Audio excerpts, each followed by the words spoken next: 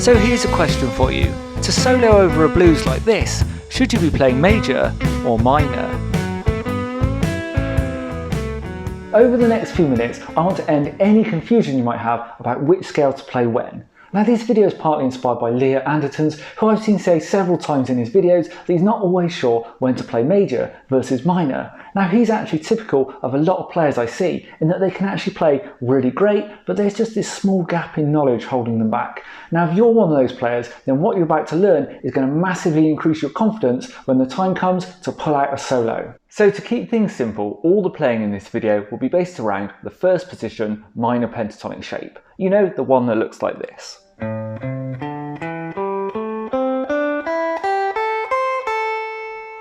We'll stick with this shape because most people will already be familiar with it, and also because, as we'll see later, the pentatonic helps us navigate through some trickier chord progressions. First up, the basics of minor versus major. So let's start really simple with a basic minor chord progression. You're about to see me solo over a progression with the chords A minor, D minor, E minor, and then back to A minor. As these are all minor chords, this has a really dark sound. Now to know which scale we need to play, we need to know which key the music is in. And most of the time, the key will be the same as the chord the piece ends on when it feels naturally resolved. And this is often the same as the first chord too. In this case, it resolves back to an A minor. So the scale we can use is the A minor pentatonic, starting at the 5th fret. Throughout this video, I'll refer to this graphic which simply shows which chords belong to each of the main keys we use for guitar. As you can see, A minor, D minor and E minor all fit within the key of A minor, so we're fine to use the A minor pentatonic throughout the piece. So take a listen to the track and then I'll explain a little bit more about my approach.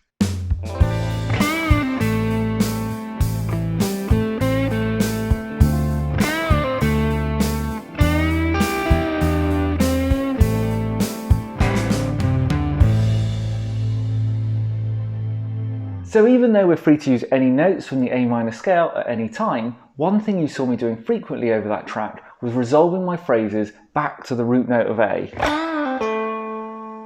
So we have 3 root notes within this pentatonic shape.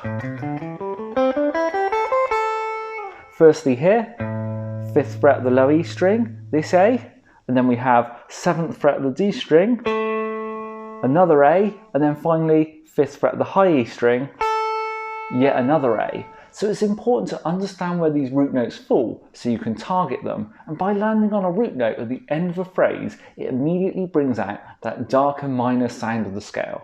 So I started with a lick which resolved to the A here at the 7th fret of the D string, and then you saw me end up on this low A down here with a lick something like this. So far, nice and simple. C minor chords, play minor pentatonic. But what about major chords? So for the next track, the progression will be C to F to G and back to C. Back to our graphic, and you can see these 3 chords belong together in C major. So we're in the key of C, but you can also see that C major has a special relationship with A minor. This is because A minor and C major scales have exactly the same notes, just starting from a different point, and these are known as relative minor and major keys. Not only does this mean that they fit with the same chords, but we can also use the same scale patterns for both keys on the guitar. This is true with every other key, like D major and B minor, E major and C sharp minor, and so on. Now the exact same minor pentatonic shape we just used over A minor can also be used for playing over major keys. Now in our shape, the first note here always tells us which minor key we can use this shape over, and the second note, 3 frets up, always tells us which major key we can use it over. So starting at the 5th fret, where the A minor chord forms, the scale gives us a dark minor feel.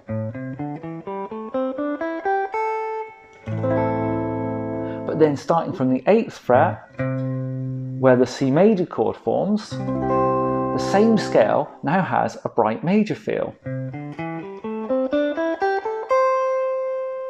So we can use this exact same shape to play over both A minor and C major. This is because A minor and C are what's known as relative minor and major keys and have exactly the same notes in their scale. Now whenever you have a minor chord, you also have the relative major chord 3 frets up. As the first two notes of our pentatonic shape are 3 frets apart, it perfectly shows which minor and major keys it will fit over. So let's hear the track C, F, G and back to C. I'll use that same pentatonic shape and explain a little more afterwards.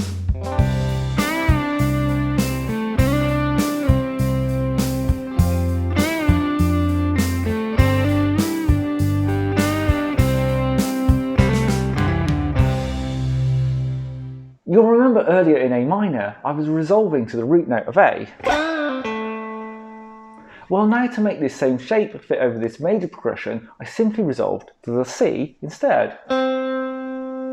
So we have 3 C's to aim at here. Firstly here, 8th fret of the low E.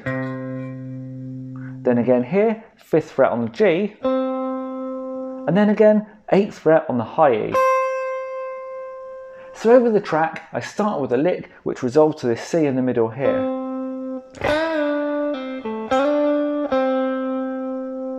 And then ended up by resolving down to this low C here.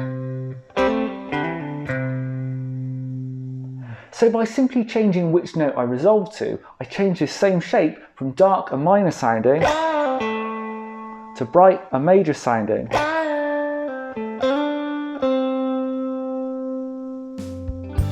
Next up, mixing major and minor together. So now we've got the basics of minor versus major down, let's look at some more chord progressions. For the next track, I'll be soloing over G to E minor, to A minor, to D, and then back to G. So this time we have a blend of both major and minor chords, and the key is G major. As we can see, all these chords fit nicely within G major. Now even though there are minor chords in the progression, we can still use the major pentatonic throughout. So we know we need to find G major pentatonic, but how do we do this? Well, as we just saw, the second note of our pentatonic shape tells us which major key it fits over. So let's find a G on this low E string. So we've got one here at the 3rd fret, but I'm going to use this one 12 frets higher, here at the 15th. So let's play our pentatonic shape where this note is the second note of the pattern. And there we have it, the G major pentatonic. You may also notice that this is really the same as the E minor pentatonic, and that's because G is the relative major of E minor. A couple of things to look out for as you watch the track. Firstly, I'm resolving back to this root note of G, quite often over the G chord. And then resolving some lines to E over the minor chords to create a darker sound. You don't always need to resolve to the root like this, but it can help outline the key. And now secondly, I'm using this bend a lot. A full bend on the second note on the G string. And you can pretty much do this at any point with the pentatonic, because the note you'll hit in this case would be a B. And there's a B in both G major and E minor chords, so it always fits in really well. So let's take a listen to the track.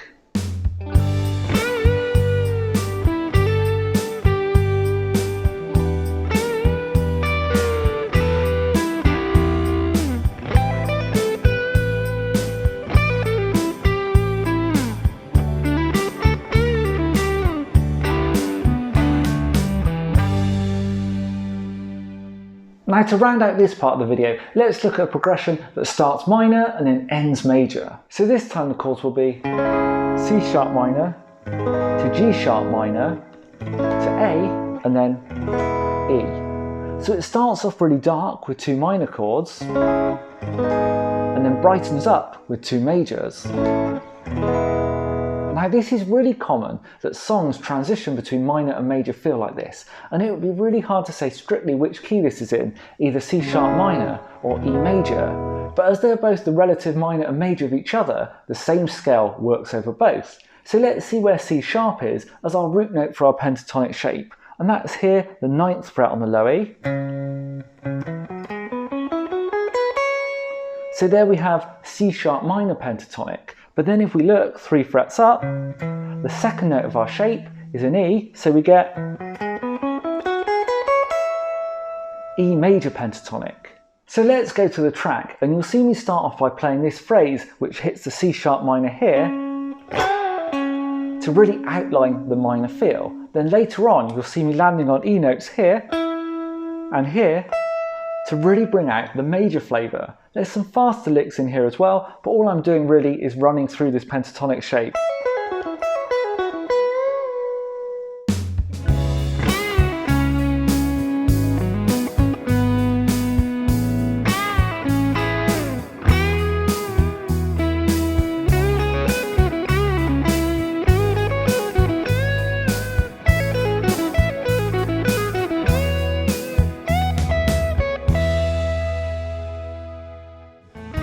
Next, let's look at the blues. Now when we play a typical blues, we can actually choose whether to use major or minor. So you're about to hear a 12-bar shuffle in A major with the chords A, D and E. So the obvious place to start would be the A major pentatonic. So we're looking for where A is the second note of our pentatonic pattern. So that's going to be here. This A at the 5th fret, we get the A major pentatonic there, which is the same shape as the F sharp minor pentatonic. Now one extra thing we can do is add in the blue note, which we get here and here. Now technically this becomes the blues scale, but it's essentially still our basic pentatonic shape. We can just reach out to this extra note for some extra blues feel.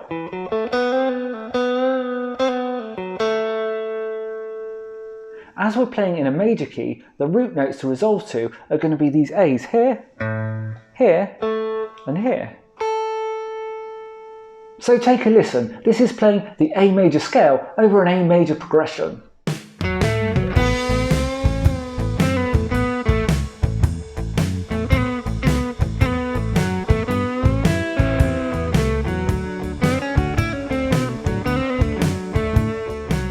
What you'll hear is this works fine, but it's still fairly bright, perhaps more country sounding than blues.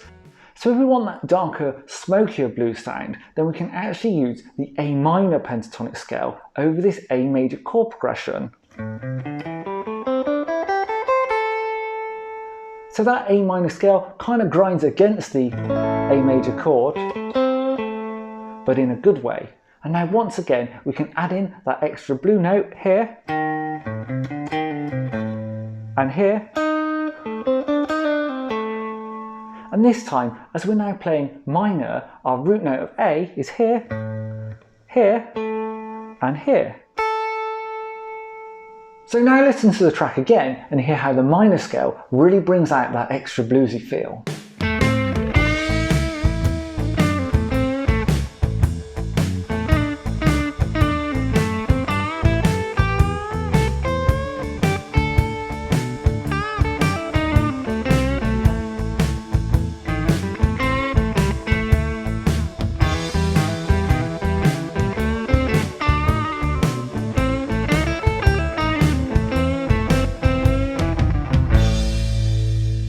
Now the more sophisticated blues players will blend together major and minor, and if you're interested in doing that, then I've linked a video below. But as a starting point, just be aware that when you play blues, you can choose whether to play major or minor. Now let's move on to look at what happens when we get chords that don't belong together and how the pentatonic gets us out of jail. So the next progression we'll look at is C to B flat to F, then A minor to D to G, then resolving back to C. So this is in the key of C major, but there's two chords that don't naturally belong to that key. Firstly, the B flat. Without getting too deep, seeing a B flat chord in C major could make you think you need to play C mixolydian for the first half, because it contains a B flat instead of a B natural. Then for the second section, this D major chord might point towards A Dorian to get an F sharp into the scale instead of F natural, which all gets a bit complicated. But with C major pentatonic, there's no B and there's no F, so we don't need to worry if these notes are flat, natural or sharp, because they don't exist in our shape. So using C major pentatonic over this progression is going to work great, and in practice the pentatonic will keep you going through 95% of progressions in rock, pop and blues music, even when some out of key chords crop up. So take a listen to the track and see how this simple pentatonic shape helps us easily navigate this more complex chord progression.